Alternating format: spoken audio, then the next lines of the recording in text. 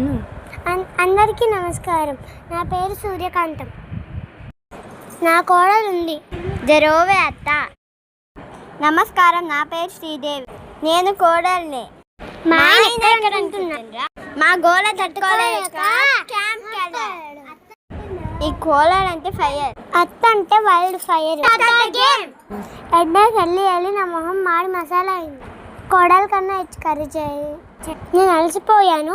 ఒసే కోడలా అత్తయ్య ఇక్కడే ఉన్నా.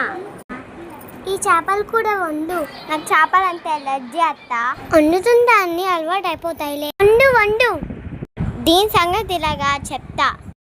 ఇప్పుడు చూడు, దీని తిక్క కుదిరిస్తా.